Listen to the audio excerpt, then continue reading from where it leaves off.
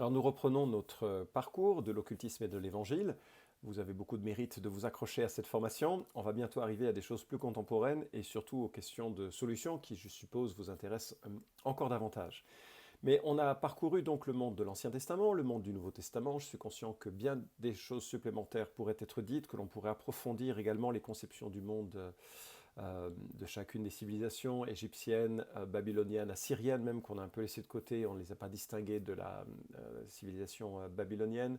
On pourrait davantage parler du monde hellénique et du monde grec, et du monde romain, pardon, et je ne suis pas sûr que l'on fasse des progrès significatifs dans notre compréhension parce qu'on a rassemblé, à mon sens, suffisamment d'informations pour réaliser un peu l'essentiel de ce qu'est l'approche occulte. Ce qui me permet d'arriver à une vidéo qui sera plus courte, celle-ci devrait être plus courte, et c'est une forme de synthèse qui reprend un peu les données que nous avons eues pour essayer de classifier les pratiques occultes. Et ça va être important alors que nous approchons ensuite, nous allons développer notre intérêt sur les pratiques actuelles et puis aussi les pratiques qui sont en marge du christianisme parce que finalement, c'est quelque chose sur lequel nous devons être attentifs, puisque dans l'Écriture, on s'est rendu compte combien les frontières n'étaient pas aussi tranchées, en tout cas, ce n'était pas aussi facile. Elles sont tranchées, aux yeux de Dieu, elles le sont, très clairement, très nettement, mais qu'à nos yeux, elles ne sont pas forcément aussi clairement tranchées,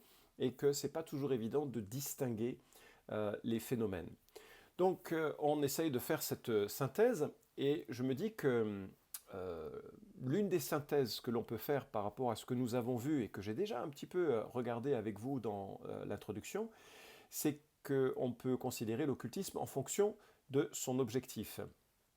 Et je pense que l'objectif, chaque fois, peut être subdivisé en une, deux ou trois sous-objectifs, et ça peut en tout cas servir de catalogue initial. Par exemple, la recherche d'informations. Certaines techniques occultes visent une information sur le passé, par exemple. Qu'est-ce qui est arrivé à un défunt ou à une personne, une information sur ce qui peut être arrivé à un individu qui aurait un certain nombre de traumatismes. On cherche à comprendre le passé. Le présent, où se trouve un disparu, ou bien quelles sont les forces en présence pour un combat, c'est surtout le cas dans l'Ancien Testament, pas trop pour nous maintenant, fort heureusement, ou bien une information, et c'est surtout cela que l'on va retrouver dans les versions actuelles de l'occultisme, sur le futur. Quels vont être les événements qui vont orienter nos vies, orienter notre nation, pour qu'on prenne un certain nombre de décisions. Il paraît que beaucoup d'hommes politiques, je ne sais pas, absolument pas quantifier cela, mais en tout cas un certain nombre d'entre eux, je pense à leur nom maintenant, mais je ne veux pas rentrer dans cela, mais je suppose que la formation est suffisamment connue en tout cas pour que vous puissiez également les identifier. Un certain nombre d'hommes politiques prenaient des décisions que lorsqu'ils avaient ou après avoir consulté leur astrologue, leur conseiller, avec l'objectif de se rassurer parce que les enjeux, à leurs yeux, dépassaient tellement leur capacité à s'orienter. Ce qui est assez effrayant d'une certaine manière que l'avenir des nations soit confié à vue humaine, en tout cas, parce que le Seigneur règne au-dessus, à des gens qui, ne sachant pas trop dans quelle direction orienter le pays, essayent de trouver un réconfort et des orientations ou des pistes auprès d'occultistes.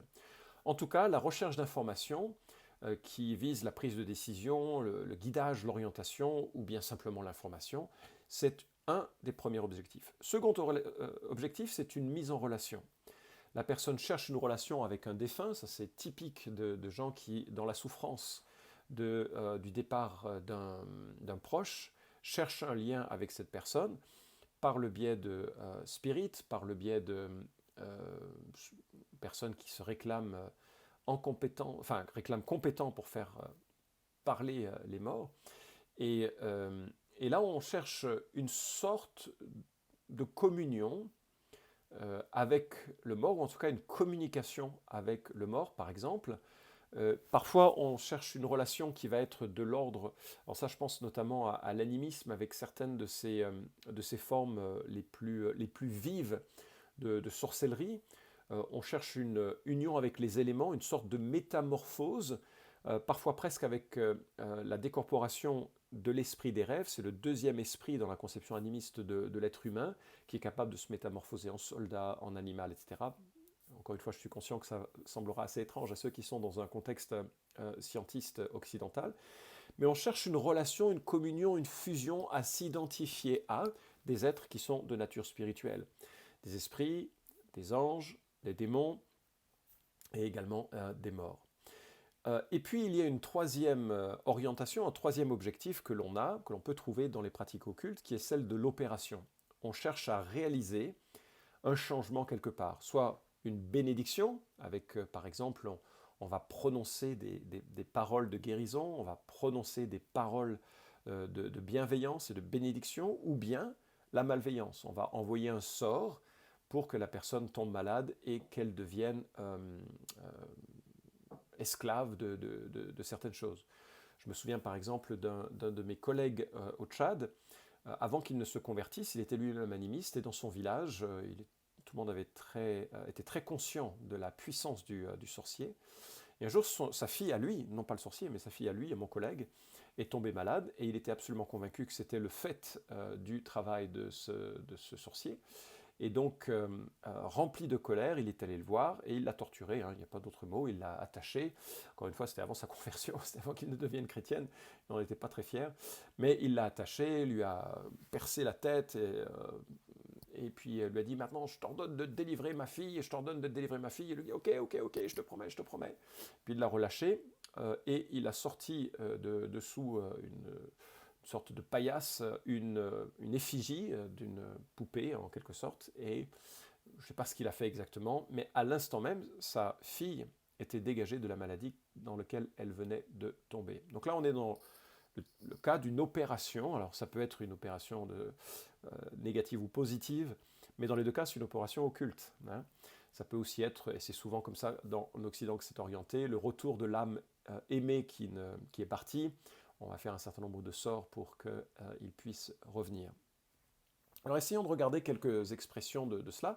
Sur l'information, René Allot, dans son article sur la divination, reprend la répartition historique assez binaire de la divination. Il dit qu'il y a une divination intuitive ou inspirée, la divination inductive ou raisonnée. Donc, intuitive ou inspirée, la personne perçoit les choses, soit par révélation occulte, soit par ouais, sa pratique et son habitude, ou elle prétend l'être en tout cas, et puis la divination inductive ou raisonnée. C'est important de faire la différence parce que la première donne en quelque sorte un résultat direct, c'est comme une transe, c'est un esprit qui parle au travers de la personne.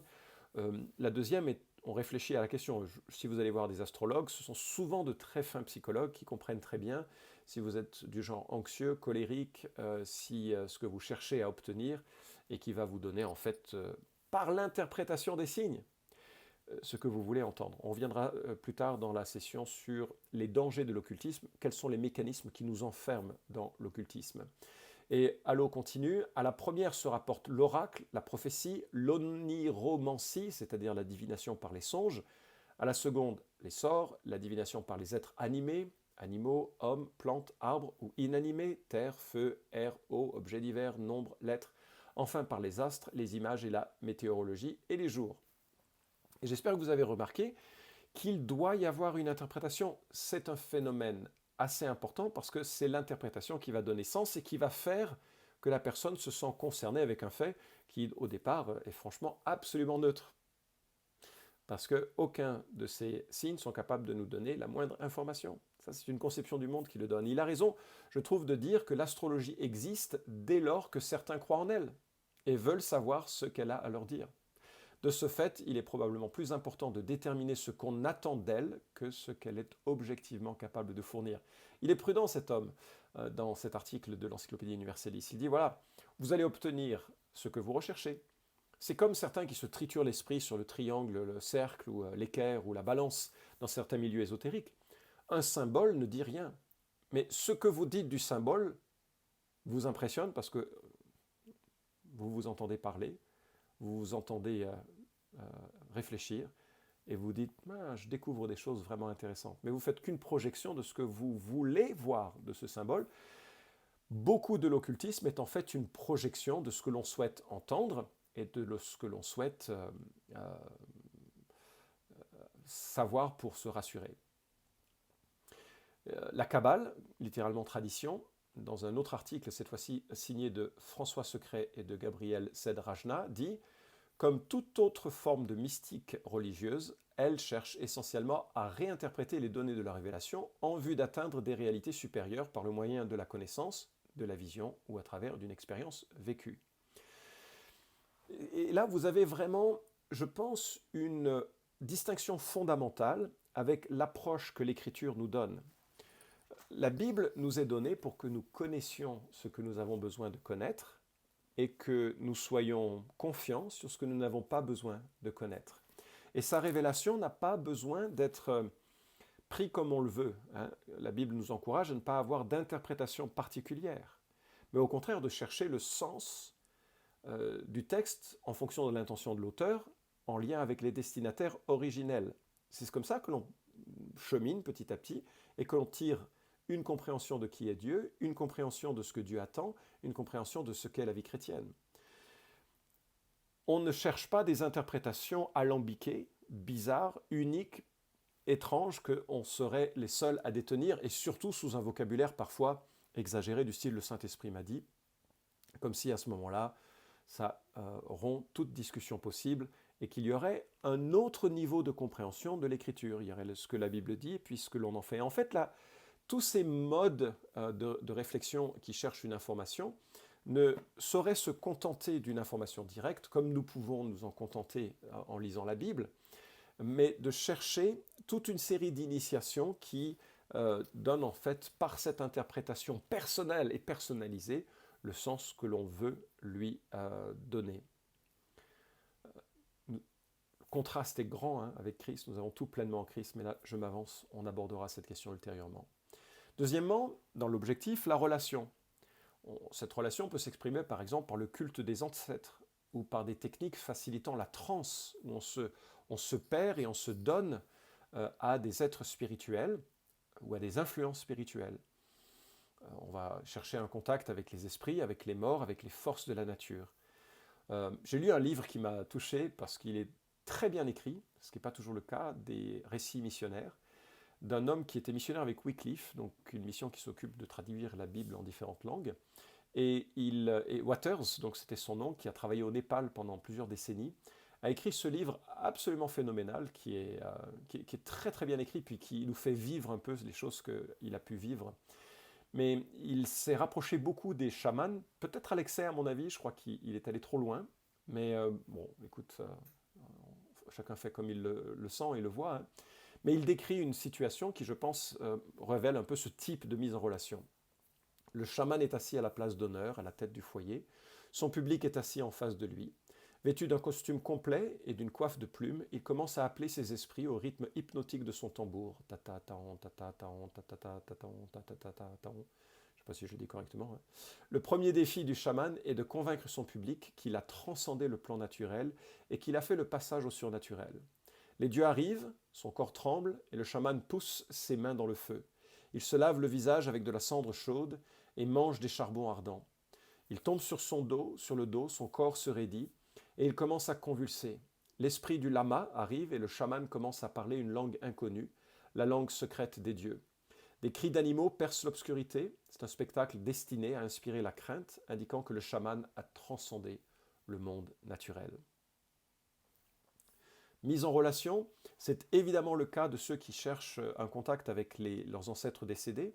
Donc si vous allez voir quelqu'un qui fait de la nécromancie, je ne vous encourage pas à le faire bien entendu, mais si vous allez voir quelqu'un qui fait de la nécromancie, que vous lui demandez d'appeler entre guillemets l'arrière-grand-père que vous auriez voulu connaître, ou le grand-père peut-être que vous avez connu mais qui est décédé, il est très probable que si ce n'est pas un charlatan, parce que je pense que 80-90% de ces gens sont des charlatans, mais si ce n'est pas un charlatan, s'il est vraiment vêtu d'une autorité spirituelle pour faire venir, enfin une autorité occulte bien sûr, pour faire venir soi-disant un ancêtre décédé, vous allez réaliser qu'il va prendre les traits de cet ancêtre décédé et qu'il va raconter des choses que seul l'ancêtre décédé a pu vivre ou connaître ou expérimenter.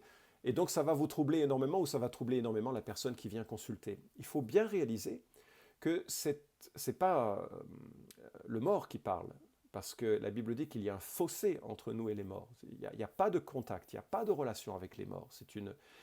Donc c'est vraiment une mise en relation avec un être spirituel. Moi je dis avec, je pense, l'autorité de ce que l'Écriture enseigne, que c'est bien un démon qui vient parler et qui vient tromper. Alors comment ça se fait que la personne incarne ces traits? Comment ça se fait que la personne euh, rappelle ou rapporte des faits seuls connus du défunt? Ben, c'est très simple. Autour de nous, il y a constamment des esprits, des démons. Je suis sûr que si Dieu ouvrait nos yeux, nous les verrions, nous verrions leur présence et leur action, tout comme celle des anges, nous verrions un monde spirituel au-dessus de nous. Et ces esprits-là ont été témoins du fameux grand-père. Et ils sont capables de rapporter par le biais de ce praticien des choses étranges dont ils auraient été témoins en tant qu'esprit.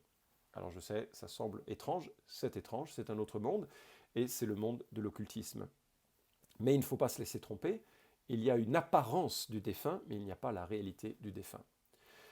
Il y a parfois une mise en relation, je l'ai dit, avec des forces euh, animales. Par exemple, dans les pays de l'animisme, on a l'ego des rêves, la deuxième âme en quelque sorte. Pour rendre les choses simples, le corps humain ou l'être humain est composé d'un corps et de deux âmes. Et chez les sorciers, ils sont capables de décorporer cette deuxième âme qui peut se métamorphoser en être autre, que ce soit un animal ou autre. Et il peut, en tant qu'animal, réaliser des choses assez terribles, en tant que soldat, ou etc. Mais par contre, tout ce qui lui arrive à cet animal, c'est ce qui arrivera à l'être en question. Donc je connais des histoires dont je n'ai pas besoin de mettre en doute la légitimité, même si elles choquent absolument notre compréhension, de sorciers qui sont tombés dans un état de transe et qu'à ce moment-là, un tigre, un lion ou bien un animal particulier s'est mis à attaquer des chrétiens, un pasteur, une église ou d'autres gens dans un village pour semer la terreur. Et lorsque l'animal a été tué, le sorcier immédiatement est décédé. Et donc la corrélation pour les villageois était évidente. Je n'étais pas là pour le vérifier, mais les informations que l'on m'a rapportées sont émises par des gens en qui j'ai vraiment confiance. Troisièmement, l'opération. René Hallot, dans son article sur la magie, écrit « On distingue une magie cérémonielle ou indirecte qui agit sur les esprits, autres que l'homme, par le moyen d'un rituel, et une magie naturelle ou directe qui agit sur la nature à travers une technique sui generis ou generis, reposant le plus souvent sur les lois de ressemblance, la magie imitative, et de contiguïté, magie contagieuse. De même, l'on distingue une magie préventive, surtout à travers les charmes et les talismans, et une magie active, à travers un cérémonial stéréotypé. Enfin, suivant ses finalités pour le bien ou pour le mal, on a soit la magie blanche, ou de la main droite, soit la magie noire, ou de la main gauche. » Fin de citation. Alors, j'imagine que vous n'avez pas compris l'essentiel de la première partie de cette citation, mais ce n'est pas ça qui compte. Ce que je voudrais voir, c'est que ces gens qui rentrent dans ce monde de l'occultisme et qui exercent la magie cherchent à réaliser, d'une manière ou d'une autre, un effet. Un effet qui peut être positif ou un effet qui peut être négatif. Et ce sont ces choses-là qui sont à comprendre et à observer. Il évoque d'ailleurs, cet auteur, l'alchimie qui cherche à délivrer l'esprit de la matière par la matière en délivrant la matière même par l'esprit. En fait, c'est une citation qui ne signifie pas grand-chose et vous pouvez tout à fait l'oublier. Typiquement, donc, on va chercher à guérir ou on va chercher à maudire, on va chercher à faire du bien, à faire du mal, mais le bien reste toujours magique et il n'est pas bien au regard de Dieu. Hein. La différence entre magie blanche et magie noire, c'est que la couleur, ça reste de la magie. On est bien d'accord? Donc, quelle que soit l'intention, ce n'est pas comme ça que l'on répartit la magie. J'entends souvent les gens qui sont dans l'occultisme blanc, puisque c'est le langage qui est utilisé ici, de dire non mais moi c'est pour le bien, je fais du bien. Mais tu fais du bien par quel biais? Et l'emploi des forces est identique dans les deux cas. Donc on peut essayer de distinguer l'occultisme par l'objectif, mais on peut aussi distinguer l'objectif par les moyens. Par exemple, on peut envisager de réfléchir au support qui est utilisé. Est-ce qu'il y a un support d'observation du foie, du café, du marc de café, du sang des règles? Je l'ai déjà entendu d'une femme qui me disait comment elle faisait pour ramener son amant qui l'avait quitté. Je ne vous en dis pas plus. Je vous en dis pas plus. Les nuages, les astres, en sachant que, bien entendu, l'interprétation joue un rôle immense. Et également, on peut parler des moyens par un mécanisme aussi, non seulement un support, mais un mécanisme, le mouvement des astres ou des planètes ou telle chose qui explique pourquoi il y a une telle influence. Ou bien on peut envisager les moyens employés sous l'angle des rites comme des sacrifices, des incantations, des gestes, parfois des danses telles que la rumba ou des éléments occultes. Ceci dit, il faut bien réaliser que on peut utiliser ces mêmes éléments un petit peu chrétiens, bibliques, pour se dire, pour se comporter comme un magicien. Le verset du jour, c'est un super truc le verset du jour. On est confronté chaque jour à un verset de la Bible. Bon, il faudrait lire un peu plus, parce que ça fait quand même comme si on mangeait qu'une cacahuète par jour. Mais néanmoins, c'est bien. Mais vous pouvez transformer le verset du jour en support d'orientation pour votre vie. Et là, vous n'êtes plus dans la confiance en Christ qui vous instruit par sa parole, mais vous êtes dans une forme d'appropriation de la parole qui est à la limite, me semble-t-il, de l'occultisme. Les gens qui regardent les signes de la vie, ah, je vais prendre cette décision parce que le Seigneur a orienté cela dans mes... C'est vrai que Dieu agit dans nos vies par la providence, mais néanmoins, je ne pense pas qu'il cherche à nous conduire de cette manière.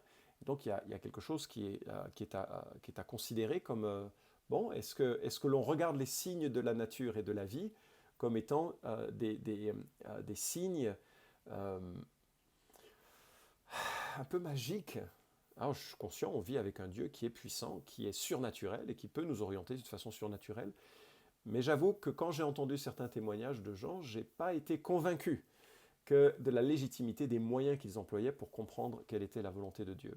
Alors je vous rappelle ma définition de l'occultisme, copyright bien entendu, c'est une capacité illégitime ou trompeuse, et c'est là on arrive vraiment sur cette synthèse, en dessous de cette section, c'est une capacité illégitime ou trompeuse pour révéler des informations cachées ou mensongères, susciter une communion spirituelle illicite, engendrer des événements positifs ou négatifs, indépendamment de Jésus-Christ et de l'Évangile, médiateur exclusif de l'au-delà.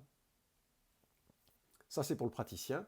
Pour celui qui les sollicite, c'est une confiance mortelle dans les révélations, les communions ou les actions de l'occultisme, parce que justement, elles détournent l'individu de Jésus-Christ et de l'Évangile. La vie, la vraie vie, c'est une confiance exclusive en Jésus-Christ qui conduit à la repentance.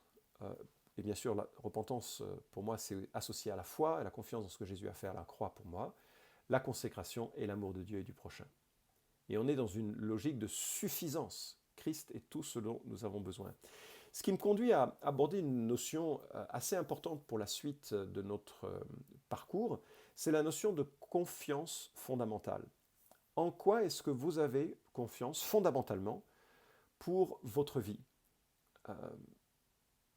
Il n'est pas rare que les gens aient confiance dans leur bonté propre, dans leur religion propre, qu'elle soit catholique, protestante, leur baptême, leur rite, ou bien qu'ils aient des idoles spécifiques. Ils valident leur vie par le succès professionnel qu'ils engendrent et qui légitimise à leurs yeux leur vie. Ils ont confiance en eux-mêmes pour progresser.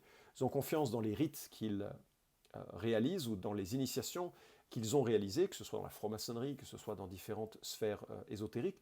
Leur confiance est dans ces rites, dans cette association des autres et dans leur progrès personnel. L'évangile, c'est une confiance en Jésus seul. C'est le seul qui fait toute la différence.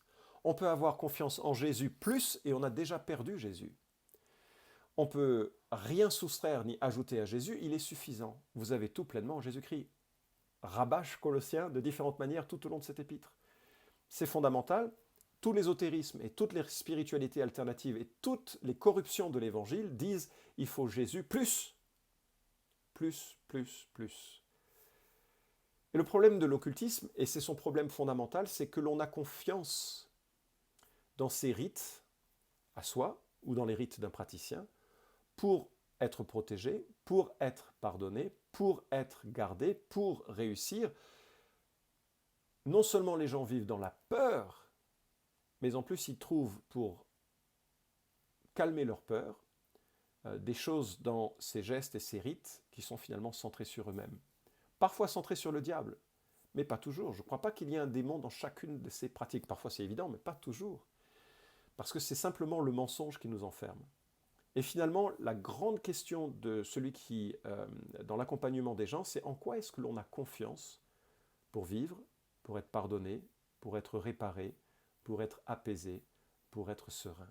Et la réponse à toutes ces questions, c'est Jésus, bien sûr. C'est la bonne réponse à toutes ces questions, Jésus seul. L'occultisme est une déviation, et on va le voir tout à l'heure, de placer sa confiance en Jésus seul et propose une alternative pour apaiser ses peurs, obtenir des infos dont on a besoin, soi-disant, pour l'avenir et pour engendrer les changements que l'on estime importants pour soi. Voilà, nous terminons cette vidéo un tout petit peu plus courte. Finalement, j'ai été presque aussi long que les autres. Mais cette synthèse, elle permet un peu de se situer dans ce qu'est la nature de l'occultisme. Moi, ce que je vous propose, c'est de mémoriser comme exercice pendant cette pause, avant d'enchaîner avec la suivante. Vous avez tout pleinement en lui, qui est le chef de toute principauté et de tout pouvoir. Colossiens chapitre 2, verset 10, le en lui étant en Christ.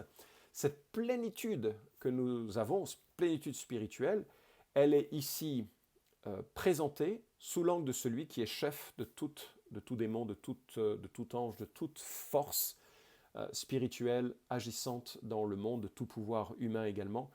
En cela, il est notre refuge, il est notre rocher, il est notre amour, il est notre pain, il est notre vie, il est notre eau, il est notre sauveur, notre Seigneur. Je ne peux pas ajouter trop, ce serait encore insuffisant. Il est tout ce dont on a besoin pour vivre. Et en cela, l'occultisme est un pied de nez regrettable et un rejet de tout ce qui nous est offert en la personne de Jésus-Christ.